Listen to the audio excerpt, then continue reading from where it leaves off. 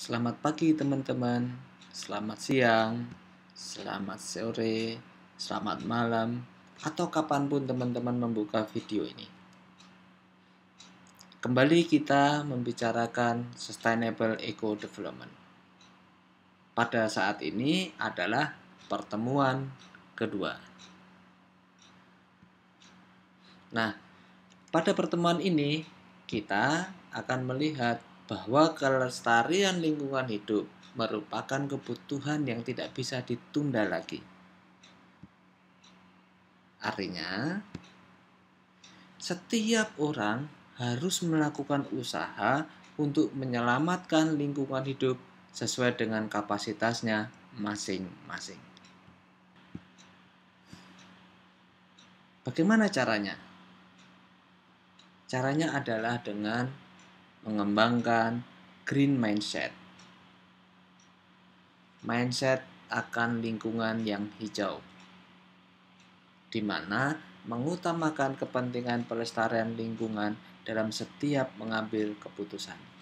Jadi setiap keputusan itu selalu dilandasi dengan mindset, green mindset. Ya. Nah, ketika kita lihat ledakan penduduk dan perkembangan manusia itu menyebabkan hubungan manusia dengan lingkungannya berubah. Nah, perkembangan teknologi itu dapat menguasai alam sesuai dengan apa yang diinginkan manusia, sehingga menuntut permintaan sumber daya alam yang besar. Kita lihat, setiap perkembangan, setiap tren itu akan berpengaruh pada sumber daya alam yang besar. Nah, tanggung jawab pelestarian lingkungan itu ada pada tangan siapa? Tanggung jawab pelestarian lingkungan ada pada kita semua. Ada pada pemerintah, ada pada swasta, masyarakat. Nah, untuk bisa melakukan pelestarian lingkungan itu perlu namanya daya dukung. Daya dukung itu apa? Daya dukung itu adalah kemampuan lingkungan hidup untuk mendukung peri kehidupan manusia dan makhluk lain. Daya dukung ini merupakan daya dukung lingkungan sebagai jumlah populasi yang mampu didukung oleh sebuah habitat tertentu. Itu menurut Meadows pada tahun 1972. Nah, dalam konsep sederhana, misalnya, sejumlah sapi atau kambing yang dapat dipelihara pada areal peternakan tertentu atau padang rumput tertentu tanpa mengganggu produktivitas dari lahan tersebut. Itu adalah daya dukung. Ya. Nah, daya dukung lingkungan merupakan indikator utama pembangunan berkelanjutan atau kita sebut sebagai sustainable development. Pemeliharaan dan pengembangan lingkungan hidup harus dilakukan dengan cara yang rasional. Pertama, memanfaatkan sumber daya alam yang dapat diperbaharui dengan hati-hati dan efisien.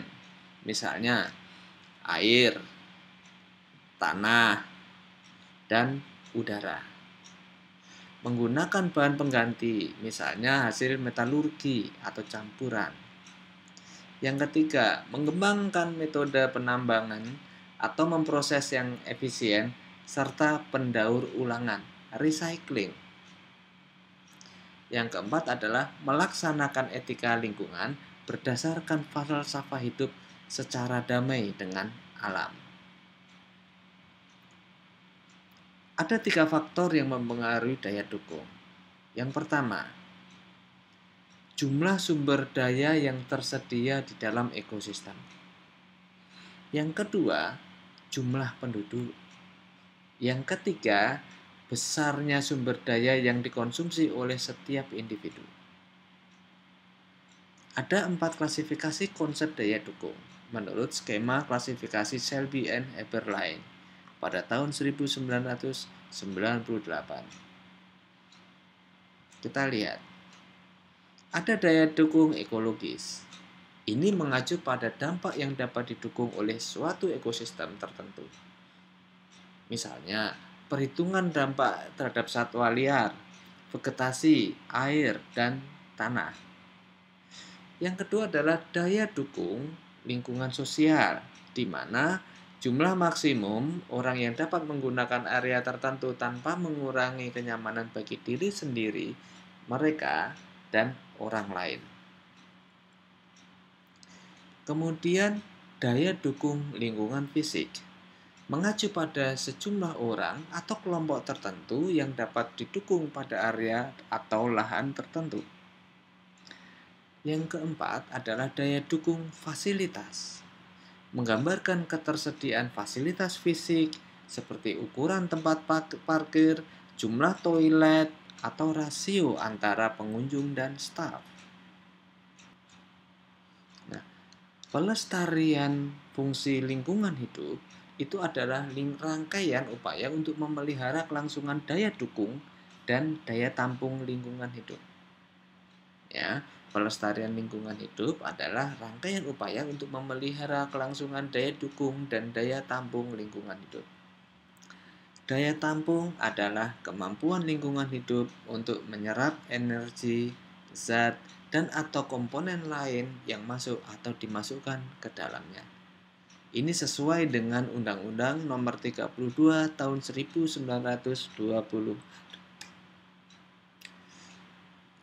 Daya tampung. Apa itu daya tampung? Daya tampung adalah kemampuan lingkungan hidup untuk menyerap zat, energi, dan atau lingkungan lain yang masuk atau dimasukkan ke dalamnya. Ini sesuai dengan Undang-Undang Nomor 32 Tahun 2009.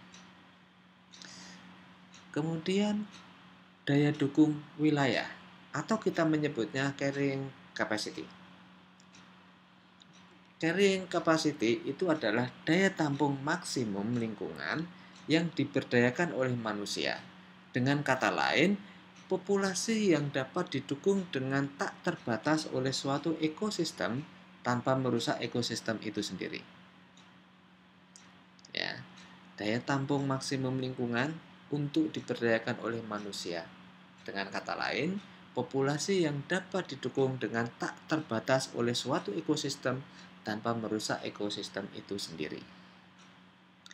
Fungsi beban manusia tidak hanya pada jumlah populasi, tetapi juga konsumsi per kapita serta lebih jauh lagi faktor berkembangnya perdagangan dan industri secara tepat.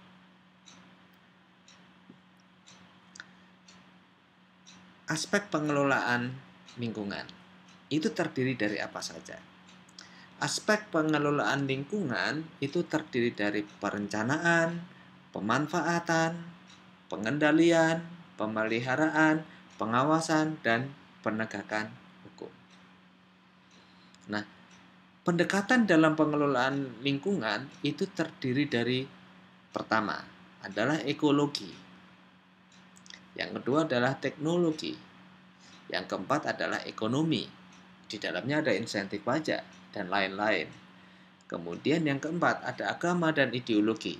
Ajaran dalam kitab-kitab suci. Sosial budaya. Local wisdom. Kearifan lokal.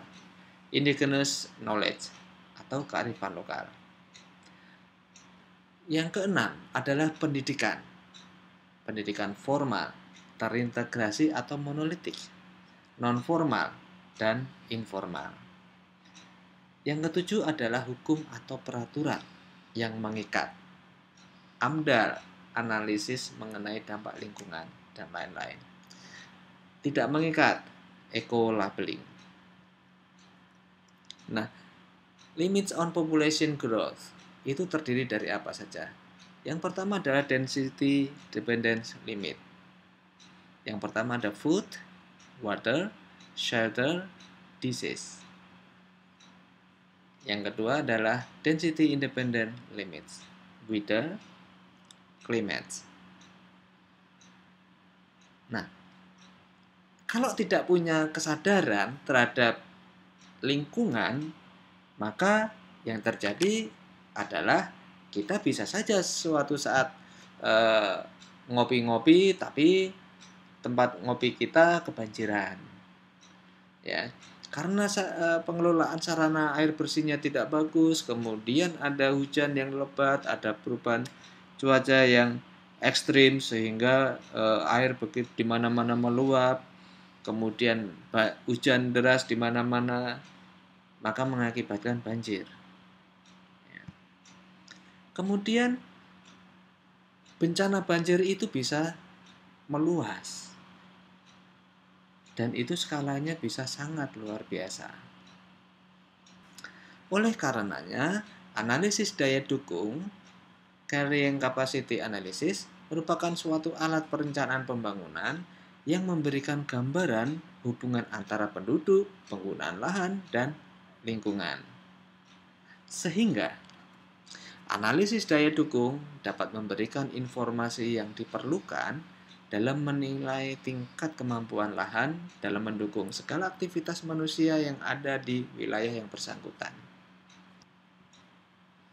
Akhirnya, informasi yang diperoleh dari hasil analisis daya dukung secara umum akan menyangkut masalah kemampuan daya dukung yang dimiliki oleh suatu daerah dalam mendukung proses pembangunan dan pengembangan daerah itu, dengan melihat perbandingan antara jumlah lahan yang dimiliki dan jumlah penduduk yang ada.